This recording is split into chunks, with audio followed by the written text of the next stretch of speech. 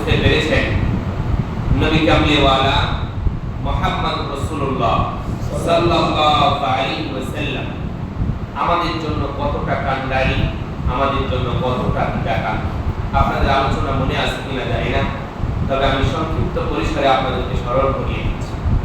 জাহান্নামীরা জাহান্নামে যাবে, জান্নাতীরা জান্নাতে যাবে। নবী করিম সাল্লাল্লাহু আলাইহি ওয়াসাল্লাম জান্নাতে গিয়ে সেই উম্মতদেরকে খোঁজ করবেন, নিজ উম্মতদেরকে খোঁজ করবেন।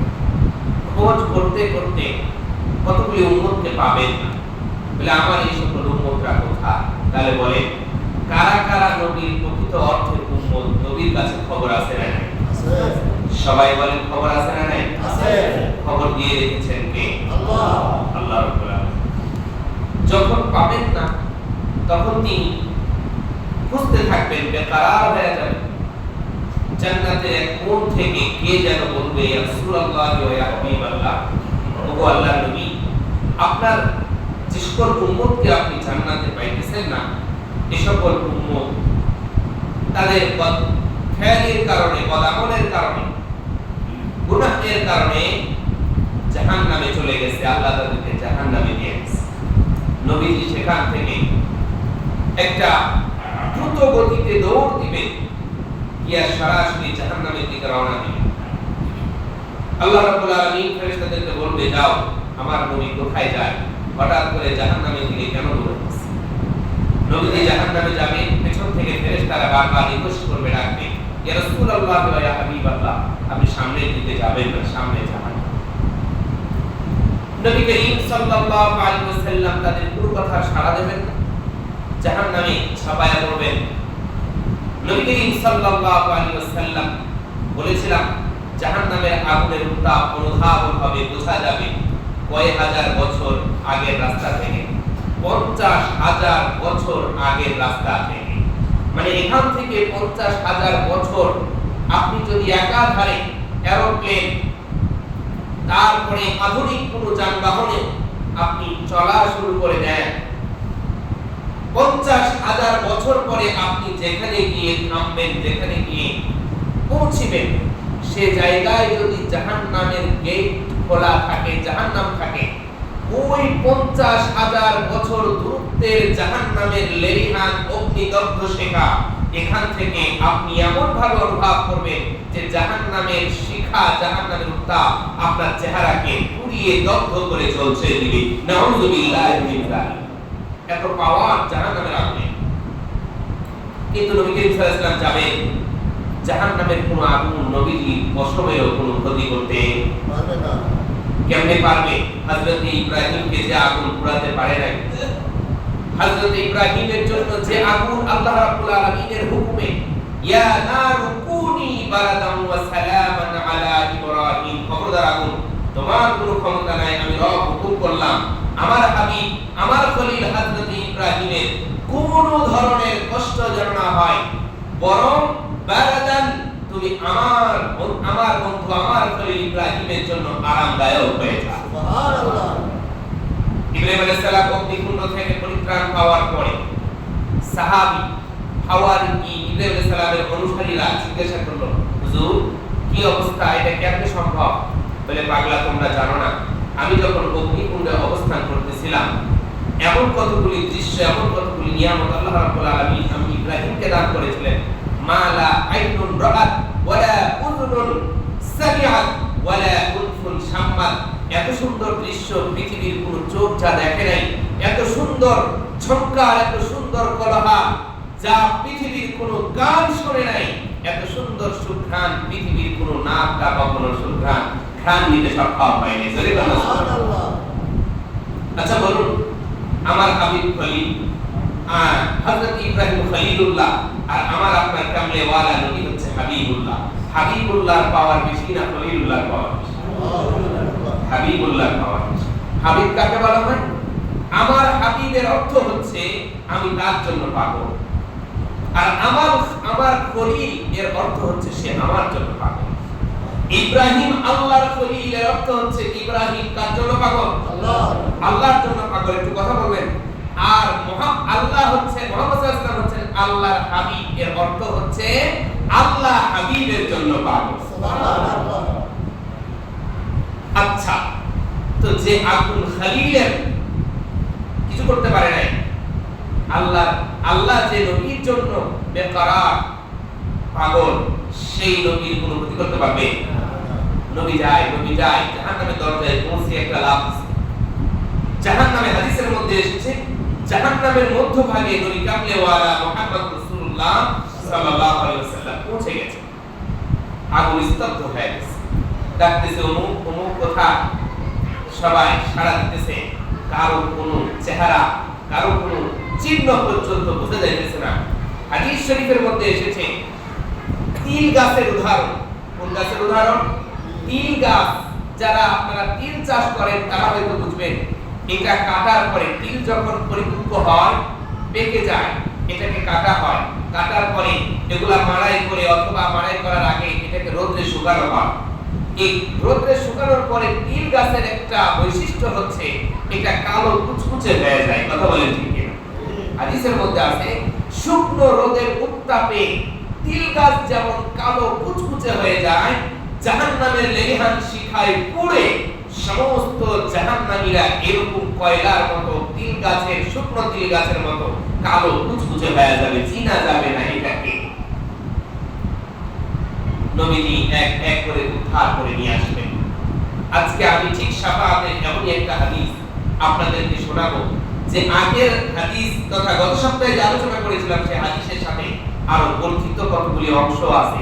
আপনারা মনোযোগ সহকারে শুনবেন তো ইনশাআল্লাহ। তবে শুনলে হবে না, এখান থেকে বুঝতে হবে রব আমার আপনার প্রতি কতটা করুণাময়, কতটা দয়ালু, আর নবী কামলেওয়ালা আমার আপনার জন্য কতটা বেকরার, কতটা পাগল। তো যে আমার জন্য পাগল, আমি তার জন্য কি হতে পারি? তার জন্য কি পাগল হতে পারি না? তো বলুন, আমরা নবীর জন্য পাগল হতে পারি না পারি? সবাই বলেন, নবীর জন্য আমরা পাগল হতে পারি কি পারি না?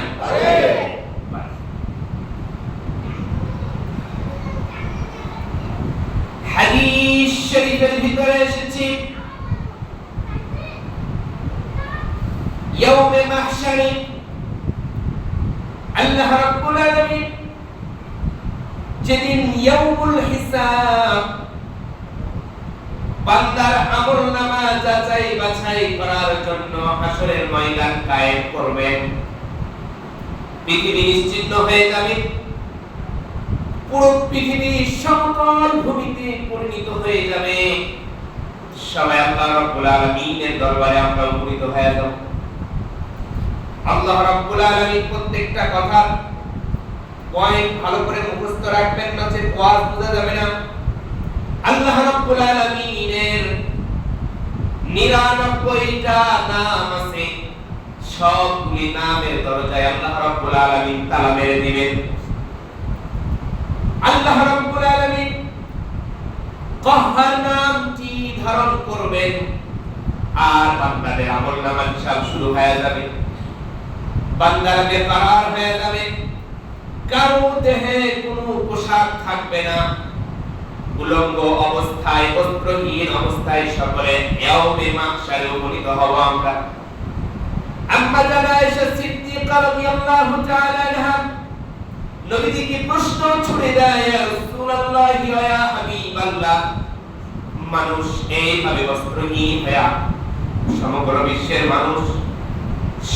বিশ্বের মানুষ যেদিন থেকে আদম সফিউল্লাহ সৃষ্টি হয়েছে আর যেদিন কিয়ামত হবে, সেই দিন অবধি যতগুলি মানুষ আল্লাহ রাব্বুল আলামিনের হুকুমে পৃথিবীতে আগমন করেছে, এতগুলি অসংখ্য অগণিত বেহিসাব মানুষ ইয়াউমে মাহশারে বস্ত্রহীন হয়ে তোমার দরবারে, তোমার বিচারের কাজ গড়ায় দাঁড়ায় যাবে।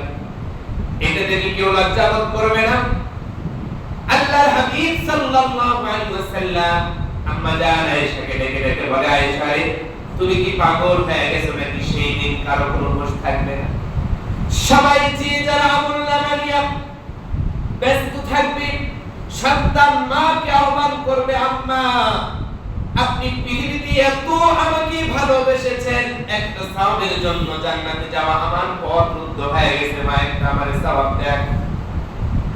ইয়াউমা ইয়াফিরুল মারউ মিন আখিহি ওয়া উম্মিহি ওয়া আবিহি ওয়া সাহিবাতিহি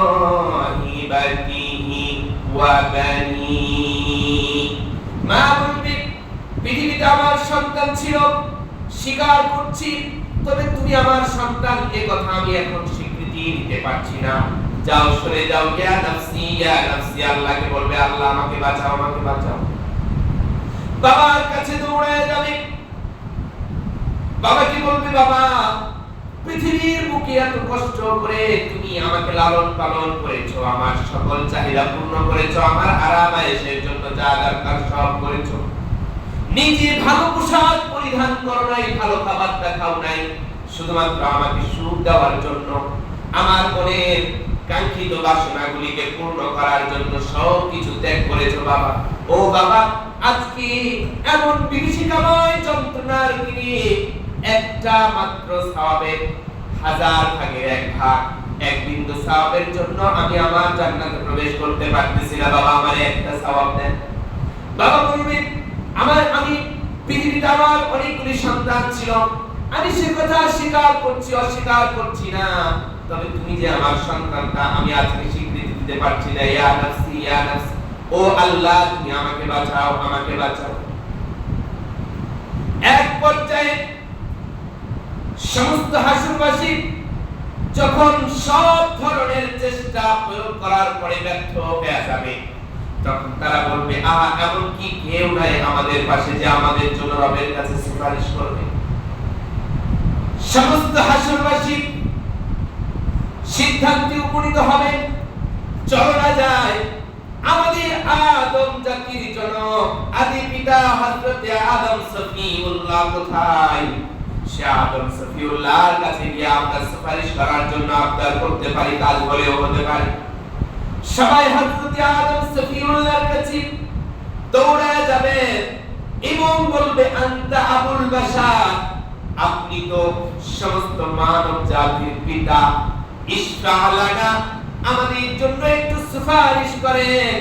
হাল রাআইত আমার রাআইতা মা হালু যুররিয়াতিকা, তুমি কি বুঝতে পারতেছো না?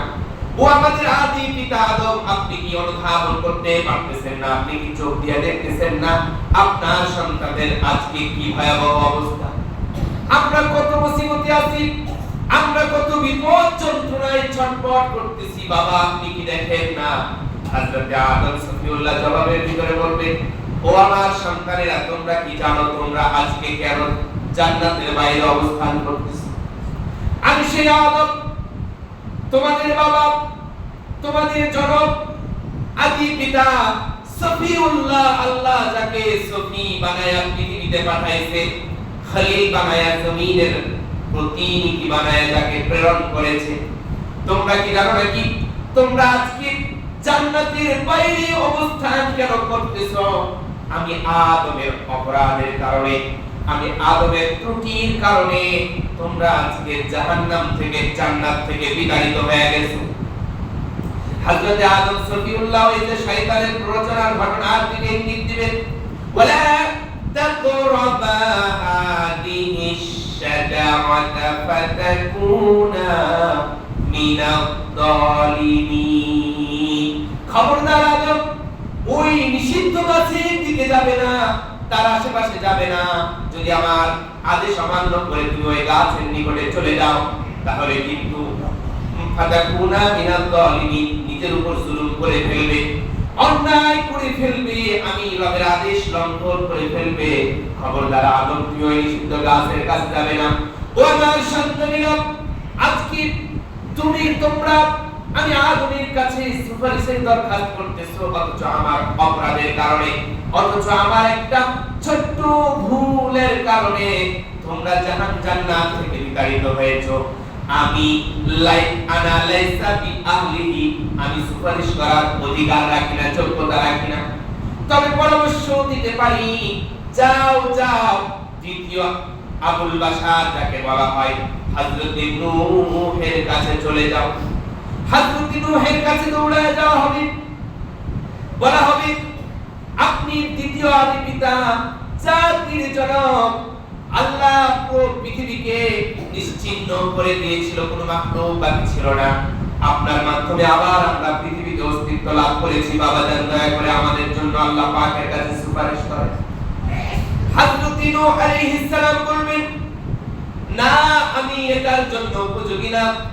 ইয়া নাফসি কোন রাওয়ায়াতে আছে সাল্লিম সাল্লিম, রব আমাকে পরিত্রাণ দেন, আমাকে আশ্রয় দেন, আমাকে বাঁচান। হযরত নূহ এই কথা বলে তাদেরকে ফিরিয়ে দিবে, তবে বলবে আমি একটা পরামর্শ তোমাদেরকে দিতে পারি, যাও না হযরত মূসা কালিমুল্লাহর কাছে চলে যাও। হযরত মূসা কি আল্লাহ রাব্বুল আলামিন অসংখ্য অগণিত মুজিজা দিয়া সম্মানিত করেছিলেন, ওনাকে কালিমুল্লাহ উপাধিতে ভূষিত করেছিলেন। পৃথিবীর বুকে সর্বপ্রথম আল্লাহ একজনের সাথে কথা বলেছেন, তিনি হচ্ছেন মূসা কালিমুল্লাহ। যাও যাও হযরত মূসা কালিমুল্লাহর কাছে যাও, হয়তোবা তিনি তোমাদের জন্য কোনো সুপারিশ করে উপকার করে দিতে পারে। সবাই দৌড়ায় যাবে হযরত মূসা কালিমুল্লাহর কাছে।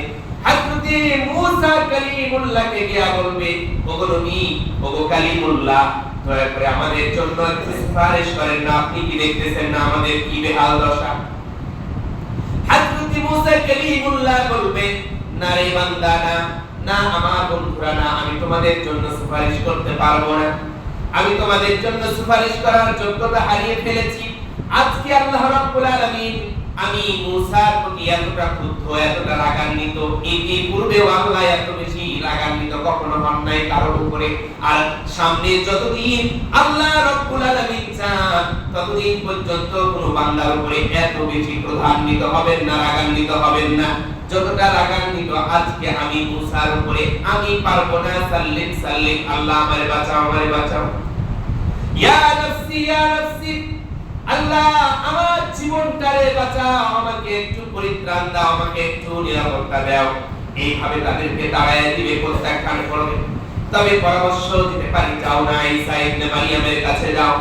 হযরত ঈসা যাকে রূহুল্লাহ উপাধিতে ভূষিত করা হয়েছে, আল্লাহ রাব্বুল আলামিন যেমন ভাবে মানুষকে কোন প্রাণীকে, মৃত প্রাণীকে চাইলে অকপটে জীবিত করতে পারে, হযরত ঈসা আলাইহিস সালামকে আল্লাহ মুজিজা দিয়েছিলেন মৃত ব্যক্তিকে। হযরত ঈসা রূহুল্লাহ যখন বলতেন কুম বিইذنিল্লাহ, সঙ্গে সঙ্গে আল্লাহর হুকুমে জিন্দা হয়ে দাঁড়ায়া যাইতো। জোরে বল সুবহানাল্লাহ। যাও হযরত ঈসার কাছে যাও, তিনি হচ্ছেন আল্লাহ পাকের পবিত্র ফু দ্বারা বাবা ছাড়া সৃষ্টি হয়েছেন, পবিত্র কালিমা, পবিত্র রূহ মুবারক দিয়া। এই ঈসা তিনি এমন পদমর্যাদার অধিকারী, যিনাকে আল্লাহ রাব্বুল আলামিন ওই দোলনার ভিতরে শিশু অবস্থায় কথা বলার শক্তি দান করেছিলেন। জোরে বল সুবহানাল্লাহ। হযরত ঈসার কাছে দৌড়ায় যাবেন, ওগো নবী, ওগো রূহুল্লাহ, দয়া করে আমাদের জন্য একটু রবের কাছে সুপারিশ করেন না। দেখেন নাকি আজকে আমাদের কত ভয়াবহ অবস্থা। হযরত ঈসা রূহুল্লাহ আলাইহিস সালাতু ওয়াস সালাম বলবেন, না বান্দা, আজকে আমি তোমাদের জন্য সুপারিশ করতে পারবো না। ওগো আমার বন্ধুরা, যাও যাও একটা পরামর্শ দিয়ে দেন, এবং আমি নিশ্চিতভাবে বলতে পারি একজন শুধুমাত্র সুপারিশ করতে পারবে। যাও না কামলে ওয়ালা নবী মুহাম্মাদের কাছে চলে যাও। সবাই ছুটে আসবে হযরত মুহাম্মদুর রাসূলুল্লাহ সাল্লাল্লাহু আলাইহি ওয়াসাল্লামের কাছে।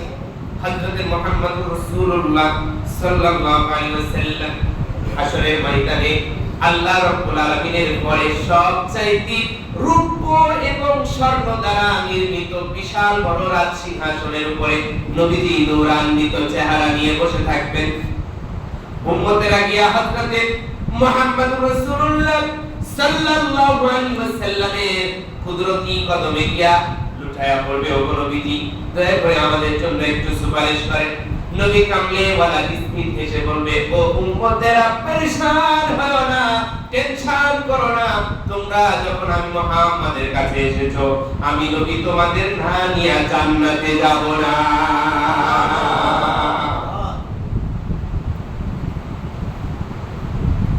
আল্লাহর নবী সাল্লাল্লাহু আলাইহি ওয়াসাল্লাম বলেন, এরপরে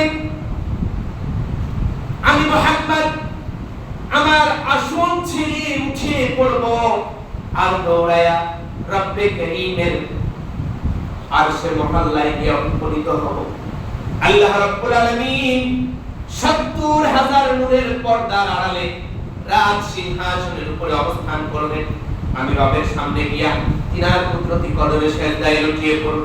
কতদিন সেজদায় লুটিয়ে পড়ব আমি নবীও বলতে পারবো না। সুবহানাল্লাহ। সেজদায় কতদিন পর্যন্ত লুটায়া থাকবো আমি নবী নিজে বলতে পারবো না।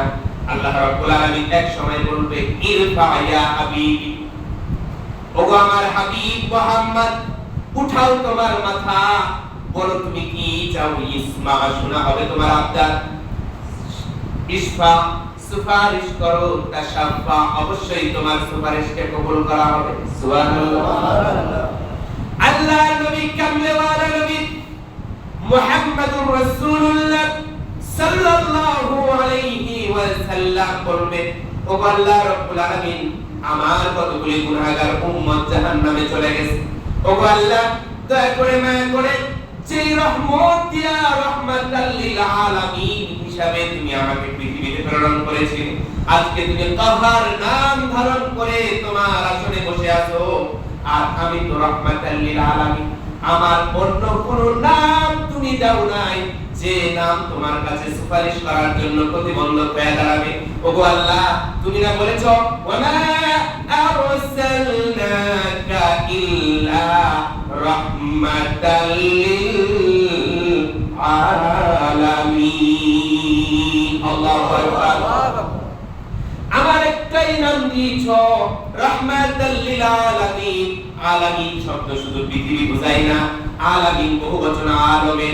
আলম মানে হচ্ছে জগৎ, পৃথিবী একটা জগৎ, তদরূপ ভাবে কবর এটাকে আলমে আরওয়াহ জগৎ বলা হয়। এই ওয়াজ আপনারা আমার কাছে শুনেছেন। মোট কথা হচ্ছে যতগুলি জগৎ হতে পারে আমাদের ইলমের ভিতরে, আমাদের জানা এবং জানার বাইরে, সবগুলি জগতের জন্য মুহাম্মদ সাল্লাল্লাহু আলাইহি ওয়াসাল্লাম রাহমাতাল লিল আলামিন। ওগো আল্লাহ, তুমি আমার রাহমাতাল লিল আলামিন রূপে ঘোষণা দিয়েছো। আলামিন তো শুধুমাত্র পৃথিবী নয়, কবর নয়, মিজান নয়, ফুলসিরাত নয়, আজকের দিনও তো একটা জগৎ। আল্লাহ বলো সঠিক কিনা? আল্লাহ রাব্বুল আলামিন বলবে হ্যাঁ অবশ্যই। তাই যদি হয়, আজকের দিনেও আমি নবী রাহমাতাল লিল আলামিনের খেতাব নিয়া তোমার দরবারে আবদার করতেছি, আমার গুনাহগার বান্দাদেরকে লইয়া, আমি উম্মতদেরকে না লইয়া আমি মুহাম্মদ পশ্চিম কালেও তোমার জান্নাতে যাব না। আল্লাহ রাব্বুল আলামিন বলবেন, ইয়া রাসূলুল্লাহি ওয়া ইয়া হাবিবাল্লাহি, চান কোন বিধি আপনাকে পারমিশন দেয়া দেওয়া হলো, চান আপনার উম্মতদেরকে উদ্ধার করে নিয়ে আসেন। তবে মনে রাখবেন, তাদেরকে উদ্ধার করবেন যারা লা ইশরিক বিল্লাহি শাইআ, যারা পশ্চিম কালেও আমি আল্লাহ রাব্বুল আলামিনের সাথে কাউকে শিরিক করে নাই। নবীজি দৌড়ে যাবেন, এক এক করে বান্দাকে উদ্ধার করবেন। এবার আল্লাহ রাব্বুল আলামিনের দরবারে এসে বলবেন, ওগো আল্লাহ, তুমি তাদেরকে রক্ষা করার পারমিশন দিয়েছো, সুপারিশ করার পারমিশন দিয়েছো, উদ্ধার করার পারমিশন দিয়েছো, সবাইকে আমি এক এক করে উদ্ধার করে ফেলেছি। আপনি যাদের অনুমতি দিয়েছেন তারা আর কেউ জাহান্নামে বাকি নাই। কিন্তু আল্লাহ তাআলা আর আমার আবদার আছে, আল্লাহ তিনার কথা শুনবেন, কোনো জবাব দিবেন না। মুসলিম শরীফের হাদিসের মধ্যে এসেছে, এরপরে কামলেওয়ালা নবী আবার আল্লাহর কুদরতি কদমে সেজদায় লুটিয়া পড়বে। সুবহানাল্লাহ। নবীজি সেজদায় পড়ে আল্লাহ রাব্বুল আলামিনের প্রশংসায় লিপ্ত হয়ে যাবেন। এমন কতগুলি আনুখা অপরিচিত শব্দ দ্বারা আল্লাহর প্রশংসা করবে, পৃথিবীর কেউ সেদিন পর্যন্ত সেই শব্দগুলি জানতোই না। সুবহানাল্লাহ। হাদিস শরীফের মধ্যে এসেছে, আল্লাহর নবী বলেন, ইলহিমুনি, ওই দিন সেজদার ভিতরে যখন আমি লুটাইয়া পড়ব, আল্লাহ রাব্বুল আলামিন ইলহামের মাধ্যমে, মানে আমার দিলের ভিতরে এমন কতগুলি চমকপ্রদ শব্দের উদয় ঘটাইয়া দিবে, যেগুলা দ্বারা আমি বারবার আল্লাহ রাব্বুল আলামিনের প্রশংসা করতে থাকব। এইভাবে সিজদায় কতদিন কাটাবো আমি নবীজি জানি না। এইভাবে সময় পার হওয়ার পরে আল্লাহ রাব্বুল আলামিন বলবেন, ইরফা রাসাকা ইয়া হাবিবি, ওগো আমার বন্ধু হাবিব মুহাম্মদ, তোমার চেহারাটা উঠাও, তোমার চেহারাটা উঠাও, এবং কুল ইসমাউ, যা বলার বলো, তোমার কথাগুলি শোনা হবে। ইশফা তাশফা, তুমি সুপারিশ করো, তোমার সুপারিশগুলি কবুল করা হবে। আমার নবী, আপনার নবী রাহমাতাল লিল আলামিন। নবী বলবে, ও আল্লাহ, যারা শিরক করে নাই, যারা মোটামুটি নেক কাজ করেছে কিন্তু অপরাধের কারণে জাহান্নামে চলে গেছে, তারা উদ্ধার শেষ। আল্লাহ তাআলা দয়া করে আমাকে একটু অনুমতি দেন, আমার গুনাহগার বান্দা যারা অনেক বড় বড় গুনাহ করেছে, জিন্দেগিতে কোনো আমল করে নাই, হয়তো বা টুটাফাটা ছোটখাটো কোনো আমল আছে, ওগো আল্লাহ অনুমতি দেন, আমি মুহাম্মদ রাহমাতাল লিল আলামিন আমার ওই গুনাহগার উম্মতদেরকে জাহান্নাম থেকে উদ্ধার করতে চাই। আল্লাহ বলবে, যাও হাবিব যাও, পারমিশন দিয়ে দিলাম। এইভাবে কয়েকবার স্তর বাই স্তর, প্রথমে প্রথম শ্রেণী, দ্বিতীয়তে দ্বিতীয় শ্রেণী, তৃতীয়তে তৃতীয় শ্রেণী, এইভাবে এক পর্যায়ে সবগুলি উদ্ধার করা শেষ হয়ে যাবে। সবগুলি উদ্ধার শেষ হয়ে যাওয়ার পরে আবার নবীজি শেষবারের মতো আল্লাহর কুদরতি কদমে সিজদায় লুটিয়ে পড়বেন। আল্লাহ বলবেন, জিবরাইল যাও না, আমার হাবিব কেন আবার সিজদায় লুটিয়ে পড়লো, একটু জেনে আসো। জবাব আসবে না, আল্লাহ নিজের কুদরতি জবান দিয়ে বলবে, ওগো হাবিব কি হয়ে গেল, এত কিছু মেনে নেওয়ার পরে কেন তুমি আমার কুদরতি কদমে সিজদায় পড়ে আছো? জবাবে আমার আপনার নবী কামলিওয়ালা নবী রাহমাতাল লিল আলামিন বলবে, উম্মতি উম্মতি, আল্লাহ আরো কিছু উম্মত জাহান্নামে বাকি আছে। এবার বলবে, যাও নবী যাও, যারা যারা পরিমাণ ঈমান নিয়ে জাহান্নামে ঢুকে গেছে তাদেরকে রক্ষা করে নিয়ে আসো। আমার নবী কামলিওয়ালা নবী রাহমাতাল লিল আলামিন শেষ পর্যায়ে যাবে, যাবার পরে সবগুলোকে এক এক করে উদ্ধার করবে।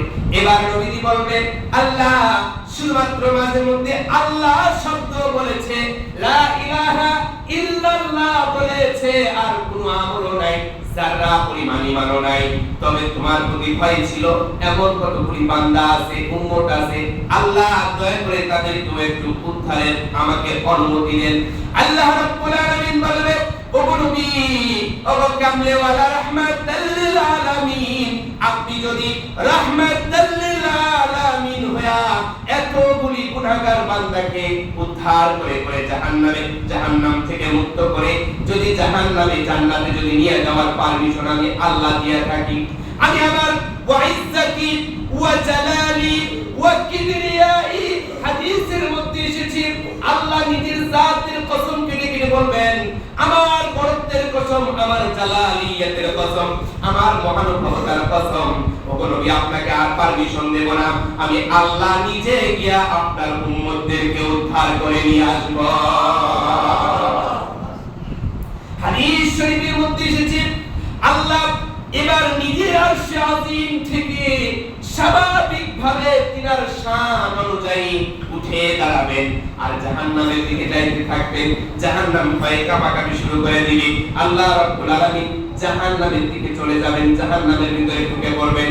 এরপরে আল্লাহ রাব্বুল আলামিন খুব ভালো করে বুঝবেন, রাহমাতাল লিল আলামিনের রহমতের সুপারিশ বন্ধ হয়ে গেছে। এবার গেছে কে? রব্বুল আলামিন। আর বলতে হবে এবার গেছে কে? রব্বুল আলামিন। আর জোরে বলেন রব্বুল আলামিন। রব্বুল আলামিন দিয়া বলবেন, ওগো নবীজি আপনাকে আর যাওয়ার দরকার নাই, আমি আল্লাহ রব্বুল আলামিন রাহমাতাল লিল আলামিনের শেষে যাইতেছি। আমি আমার বান্দাদেরকে এত যত্ন করে বানাইছি জাহান্নামে পোড়ানোর জন্য না। এবার আল্লাহ রাব্বুল আলামিন জাহান্নামের ভিতরে ঢুকে একটা খাবলা দিবে, একবারে দুই হাত দুই পাশে দিয়া এইভাবে জড়ায়া করে কতগুলি উম্মতকে উদ্ধার করবে। ইতিহাস কিতাবের হাদিসের কিতাবে এসেছে আল্লাহর নবী বলেন, আল্লাহ রাব্বুল আলামিন যখন ওইভাবে খাবলা বসাবে, পুরো জাহান্নাম থেকে বিন্দু অনু পরিমাণ যাদের ঈমান ছিল আল্লাহ শব্দ একবার যারা বলেছে তাদের সবাইকে উদ্ধার করে আল্লাহ রাব্বুল আলামিন নিজে উদ্ধার করে আবে হায়াত। এতদিন আপনারা নাম শুনেছেন এমন পানি আল্লাহ রাব্বুল আলামিন সৃষ্টি করে রেখেছেন যেটা খাইলে মরা মানুষও জিন্দা হয়ে যায়। কিন্তু মনে রাখবেন এটা পৃথিবীতে না, কোথায়? আসলের ময়দানে। হাউজে কাউসার যেখানে অবস্থিত তার পাশে অবস্থান আবে হায়াতের হাউজে সেখান থেকে আল্লাহ রাব্বুল আলামিন ওই পাঞ্জা নিয়া ওই হাউজে কাউসারের পাশে আবে হায়াতের হাউজের পাশে সবাইকে জমা করবেন। আর আল্লাহ রাব্বুল আলামিন যেই কুদরতি হাত দিয়া আমার আপনার চেহারাটারে ভালোবাসা দিয়া পরম যতন করে বানাইছে, ওই কুদরতি হাত দিয়া আল্লাহ রাব্বুল আলামিন আবে হায়াতের পানি দিয়া দিয়া আমার আপনার শরীরগুলোকে ঘষে ঘষে পরিষ্কার করে দিবে। এক পর্যায়ে পূর্ণিমার চাঁদের মতো সুন্দর হইয়া আল্লাহ রাব্বুল আলামিন সমস্ত বান্দাদেরকে চিরস্থায়ী জান্নাতের ফয়সালা করে দিবে। লিল্লাহি তাকবীর। আল্লাহ রাব্বুল আলামিন, সময় তো শেষ, আলোচনা কিন্তু অনেক লম্বা। আল্লাহ রাব্বুল আলামিন জান্নাতে দিয়া বলবে কি চাও?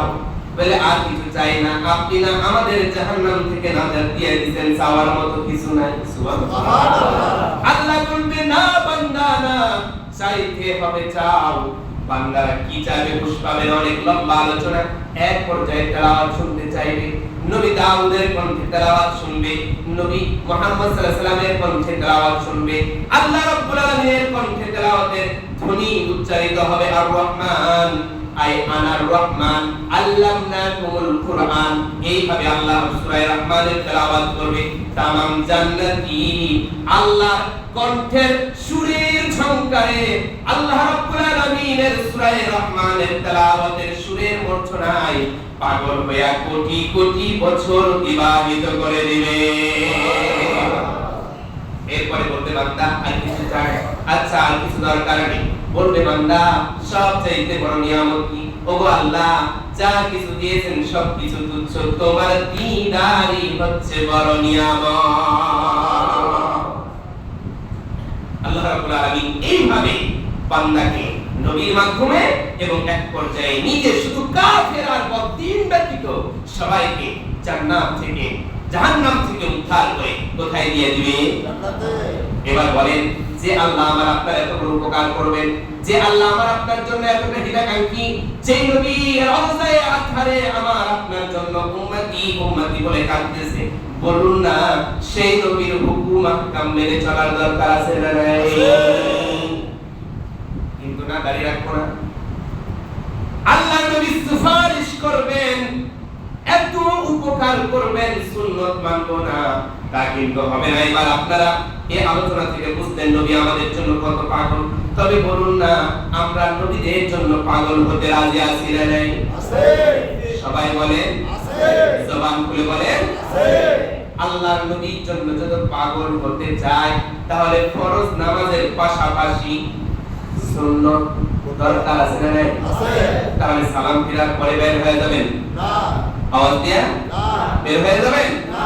আজকে দেখতে চাই আজকের এই আলোচনার প্রভাবে কারা নবীজির আশিক আর কারা নবীজির দুশমন। যদি নবীজির প্রকৃত অর্থে, যদি নবীজির প্রকৃত ইশক দিলের ভিতরে জাগ্রত হয়, আজ থেকে মনে মনে ওয়াদা করেন জীবনে জীবন যাবে নবীজির সুন্নাত ছাড়বো না। বলেন ইনশাআল্লাহ। ইনশাআল্লাহ। ইনশাআল্লাহ। আল্লাহ তাআলা কবুল করেন। আমিন। বলেন আমিন। আমিন। ওয়া আখিরু দাওয়ানা আলহামদুলিল্লাহি রাব্বিল আলামিন। ওয়াসসালামু আলাইকুম ওয়া রাহমাতুল্লাহি ওয়া বারাকাতুহু। যারা সুন্নাত পড়েন শুনুন।